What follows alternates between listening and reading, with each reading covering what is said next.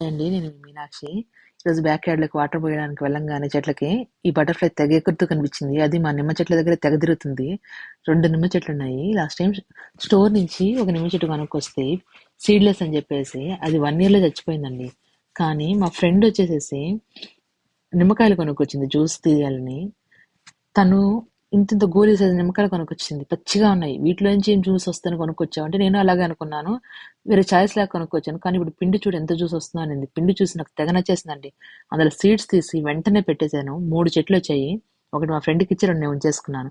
ఇప్పుడైతే కాయల కోసం ఈగర్‌గా వెయిట్ చేస్తున్నాను. నాకైతే ఎంత నచ్చుతుందంటే కిందైతే బాగా ముల్లులొస్తాయి. అయన్నీ కట్ చేసేసాను పట్టుకోవడానికి వీలుగా. ఇదైతే మా బ్యాక్ యార్డ్‌లో నేను పెట్టిన ప్లమ్ చెట్టండి. లాస్ట్ ఇయర్ కాసుకొని తీసుకొచ్చాను. ఇవి ప్లమ్ము, పీచెస్ కాయలు కాయడం పక్కన పెడితే, ఆ స్ప్రింగ్ సీజన్‌లో ఆకులేమి లేకుండా మంచిగా ఫ్లవర్స్ వచ్చి ఎంత అందంగా ఉంటాయంటే, ప్లమ్ వచ్చి వైట్ ఫ్లవర్స్ వస్తాయి. పీచ్‌కైతే బేబీ పింక్ కలర్ ఫ్లవర్స్ వస్తాయి. చెట్టున్నా చాలండి కాయలు కాసినా కాయపోయినా. అట్టని మా కాయలు వదులుకోలేం గదా! సో, దీనికైతే లాస్ట్ ఇయర్ ఫ్లవర్స్ వచ్చాయి. ఈ ఇయర్ ఫ్లవర్స్‌తో పాటు ఒక కాయ కూడా వచ్చింది. చూసారా మంచిగా వన్నెకొచ్చింది. బాగా రెడ్ రెడ్ కలర్ దాకా ఉంచొచ్చు మనము. కానీ అప్పటిదాకా ఉంచితే అది మన దాకా రాదు. ఉడతలు తినేస్తాయి. లేతే పిట్టలు తినేస్తాయి. అందుకని నేను కాయ కోసేసాను.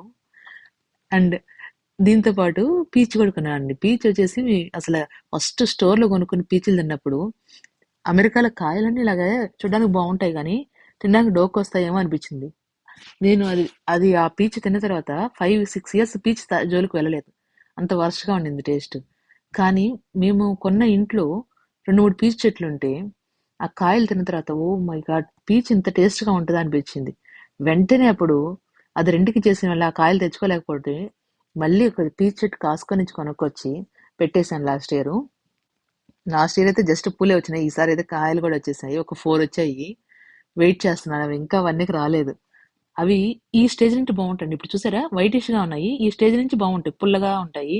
ఇంకొక స్టేజ్ దాటితే పులుపు, తీపి కలిపిన టేస్ట్ వస్తది. అది ఇంకా బాగుంటది.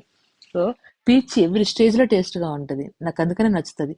ఎంత యంగర్ స్టేజ్‌లో అయినా మనం తినొచ్చు పీచ్‌నైతే.